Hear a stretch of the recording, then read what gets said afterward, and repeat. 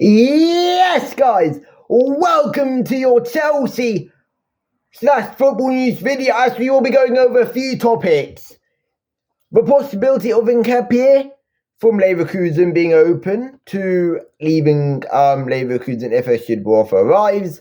Chelsea and Arsenal interested, along with the latest on Xavi Simons on Garnacho. What's the latest on that? Well, I'll be giving you that information as well. And I want to go over for football today because why not? I'll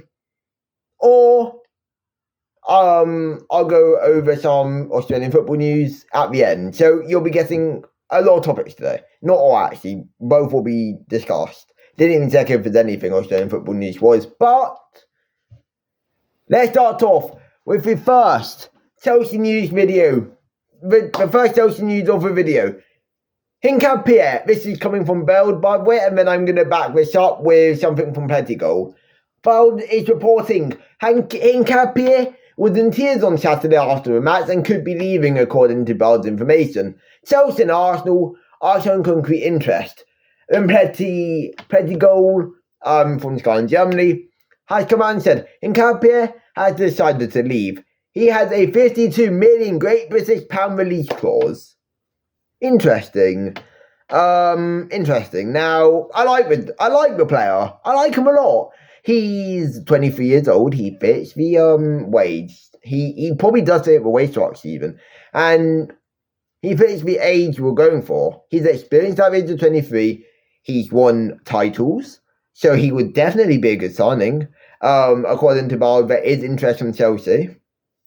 And this could be a perfect market opportunity. We know Chelsea loves market opportunities. We know that. But is Hincapie too big of a name as a replacement for Colwill? I think no. I think if we can get his price down to like 35 to 40 million, then I actually think we have a very good offender on our hands. And look, usually people negotiate below the release clause. Because that release clause is usually double its value. So, yeah, or sometimes it's below his value, but most of the time it is double the player's value. So £52 million, let's go at £28 million value, 30 million. We could get him for 35 to 40, since you all know Bayer Leverkusen will ask for 40 mil. And he wants to leave if a suitable offer arrives. And knowing Leverkusen will probably grant his wishes. I take him. I think he could be the perfect build of a left centre-back, / centre-back. And obviously this is coming out from Germany. Probably from one of the least trustworthy German sources in Bild, but there's a chance that any sort of news is legit, and Bild does have a dodgy reputation, most of the time good, sometimes bad. So just take it with a pinch of salt. Next, we're going to be discussing Garnacho. Chelsea's message to those close to Garnacho is stay patient and wait. This deal will happen. It's not a maybe, it's not a could. They are 100% certain that this deal is going to happen before September 1st, I believe 7 p.m. So they are confident that this deal will happen. Along with other news, Nkunku and Jackson 100% going to leave Chelsea. Bayern spent the whole week trying to agree, but at the moment they are only offering a loan. Keep an eye on other English clubs. If everything goes to plan, I still expect this coming from Fabrizio Romano, by the way. All this, what I'm about to say now, plus the Garnacho news, is coming out from Fabrizio Romano on his Here We Go podcast. If everything goes to plan, I still expect Xavi Simons to end up at Stamford Bridge. Regular contact between clubs and personal terms are agreed with Xavi Simons. Xavi Simons wants Chelsea. His heart is set on Chelsea. He is apparently a Chelsea fan growing up. I hope it still happens, man. Especially if Palmer gets injured, Xavi would be a great option.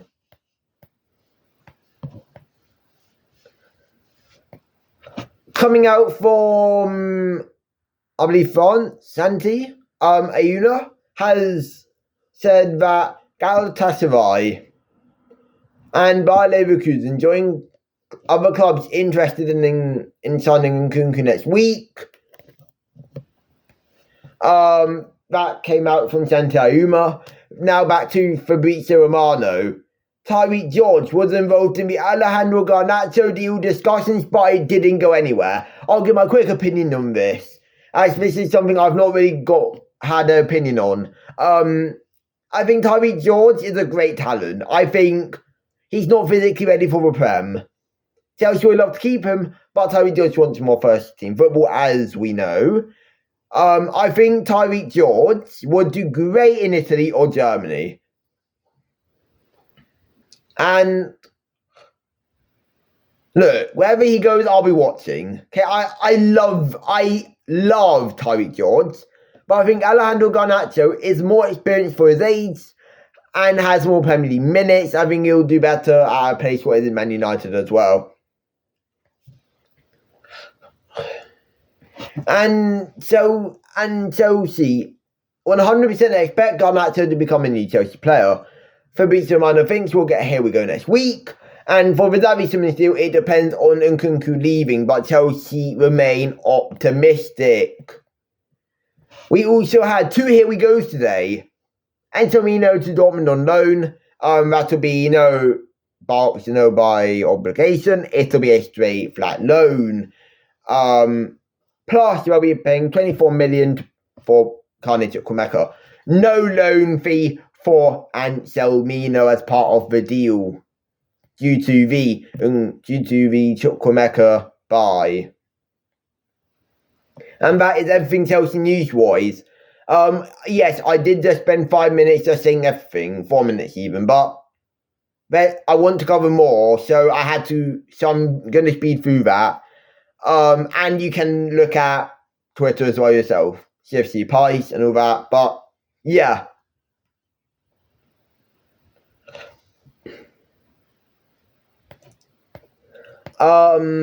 So let's talk Premier League.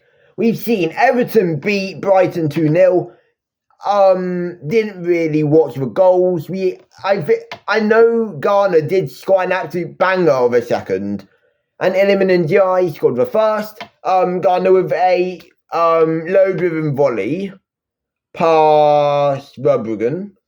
In the other games, Forest won all, and that was the European derby, the Europa League derby, as we call it.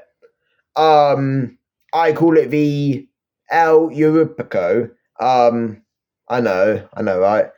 But that game, well, it was interesting because Hudson-Odoi made it 1-1. And then I forgot he scored the first.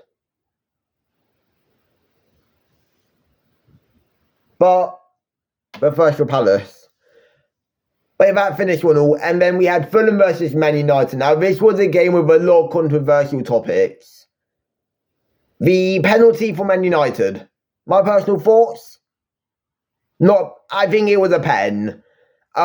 Slightly. It was close. But here's the thing, right?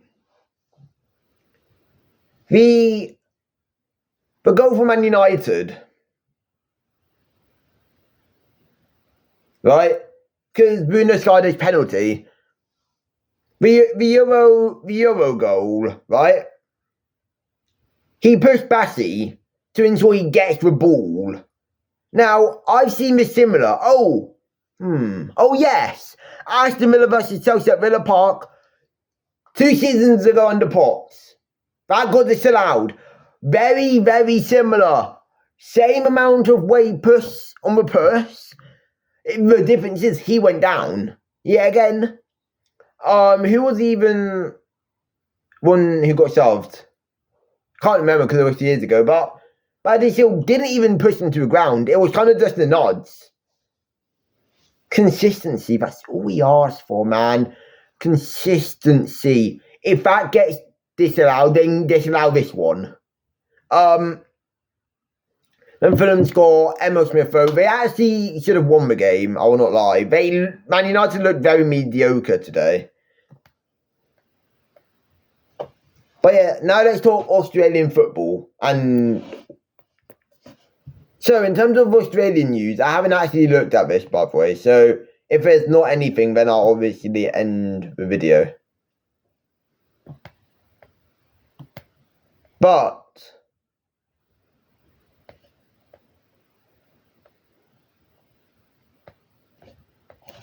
no Australian football news to report. Also, yeah, Aaron Kunda's hamstring is fine after there was worries after the Watford game on the weekend. But yeah, I hope you guys did enjoy this video. If you did, like, subscribe, turn on post notifications, and peace!